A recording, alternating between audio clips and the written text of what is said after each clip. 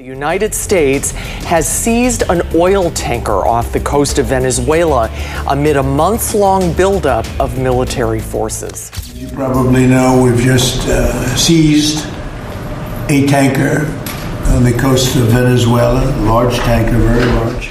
There's an ancient rule in world power politics.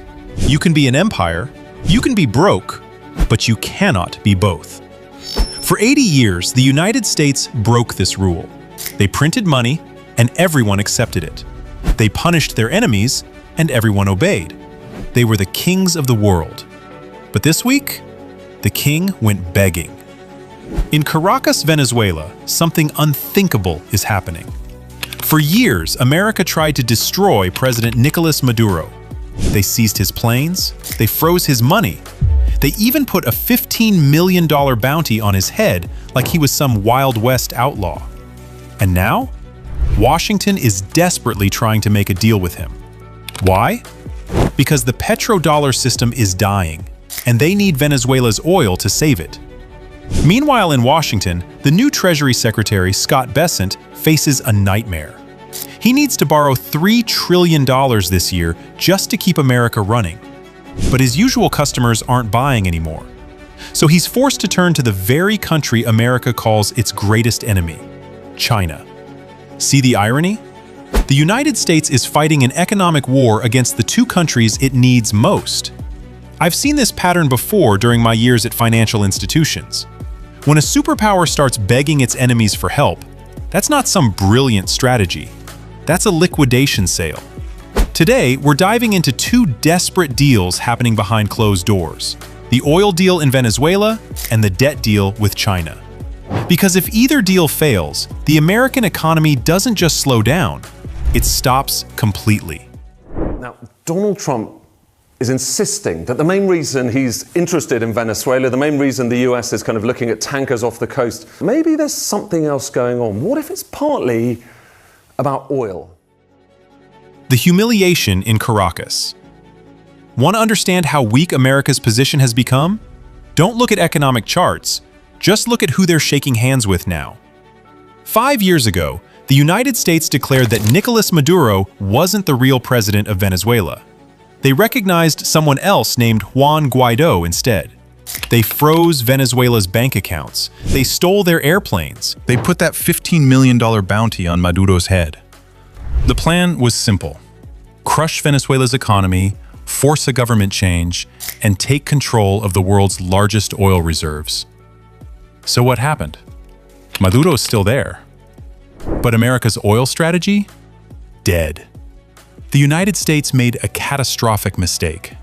They assumed if they banned Venezuelan oil, the world would stop buying it. But guess what? The world was hungry for oil. China kept buying. India kept buying. And here's the detail that keeps US officials awake at night. They didn't pay in dollars.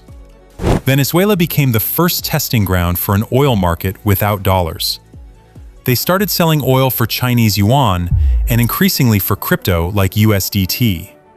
By punishing them, the US accidentally forced Venezuela to build a completely new financial system. They proved to the entire world that you can sell oil without Washington's permission. And now, the tables have turned completely. While America has plenty of oil in Texas, it's the wrong type. It's light, sweet crude. But those massive American refineries on the Gulf Coast were built 50 years ago to process heavy, sour crude, the thick, difficult to refine kind. Without that heavy oil, the refineries choke. They can't produce enough diesel fuel. And if diesel runs out, the entire American supply chain stops dead. So we're seeing the impossible. American diplomats are quietly returning to Caracas.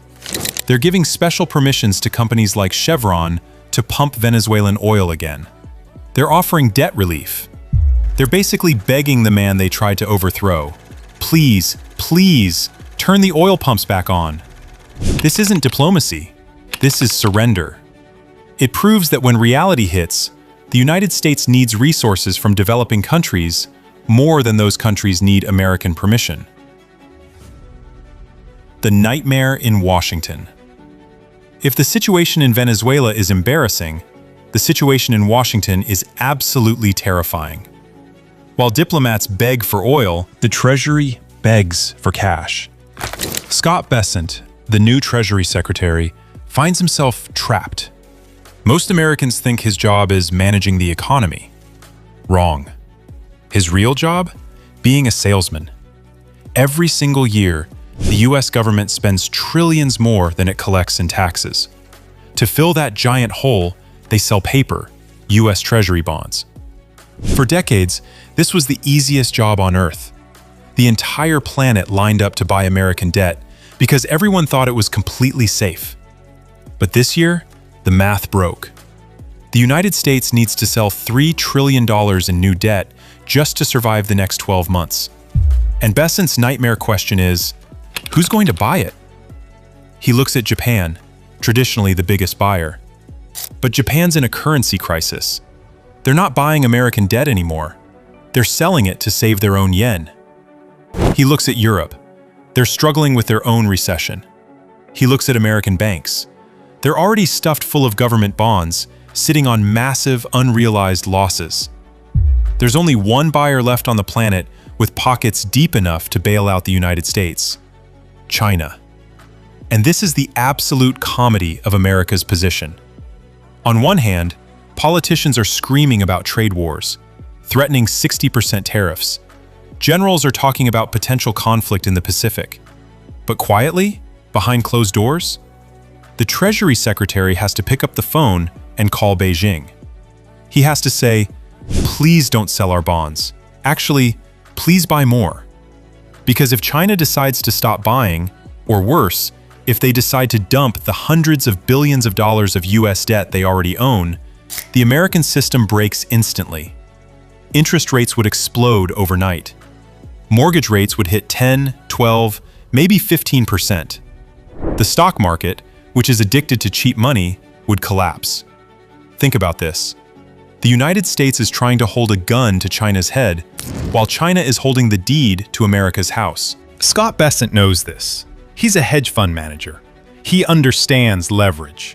He knows you cannot declare war on your own banker. So while news channels talk about how tough America is being on China, the reality is the opposite. America is trapped. They need China to fund their deficit, and China knows it perfectly well. The full picture of collapse. When you put these two stories together, Venezuela and China, you see the complete picture of what's happening. For 50 years, American superpower status rested on two pillars. Pillar number one was the petrodollar system.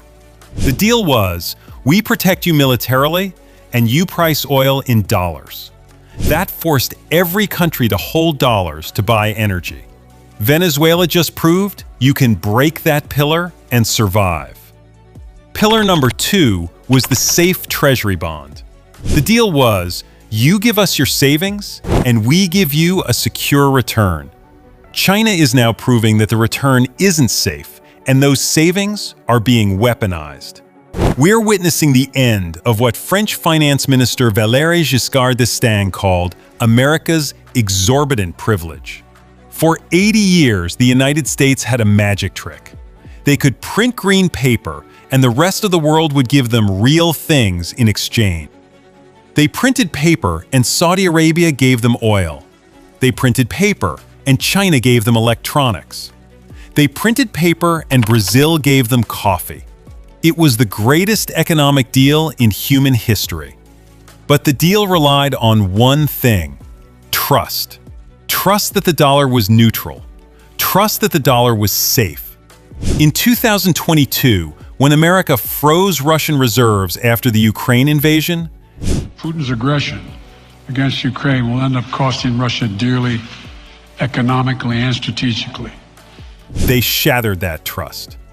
They told the world, the dollar isn't just currency, it's a political weapon. And now, the consequences are arriving.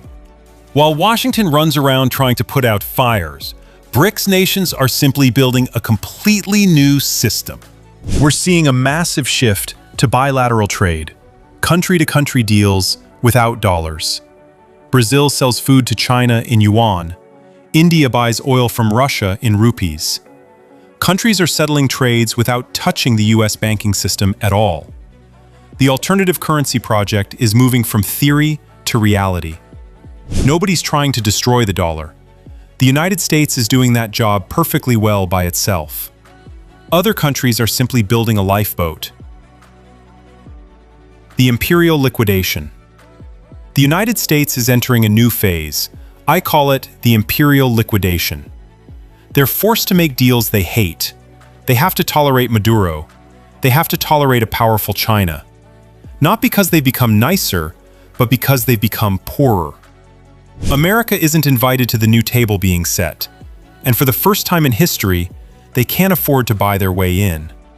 So what happens next? The US government will try to save face. They'll call the new Venezuela deal a humanitarian gesture. They'll call the begging mission to China strategic macroeconomic cooperation. But don't be fooled by fancy words. The reality? The US economy is cornered. They've run out of leverage. When you're an empire, you dictate terms. When you're broke, you accept terms. And right now, Washington is accepting terms from the very people it tried to destroy. Eventually, the United States will face a choice between two disasters. They can default, tell the world, we can't pay, which would instantly bankrupt the global financial system. Or they can inflate their way out. They can print the money they can't borrow. They can make the dollar worth less to make their massive debt pile seem smaller. History tells us they'll choose inflation. It's the politicians' escape route. It's slow death for regular citizens. Whether you're watching this in America, Europe, Brazil, or anywhere else, understand this. The price of saving the American empire will be paid by your savings. Your groceries will get more expensive. Your energy bills will rise. Your paycheck will buy less. This is the tax of a falling superpower. The alternative. But there's good news. The world isn't ending. It's just changing management.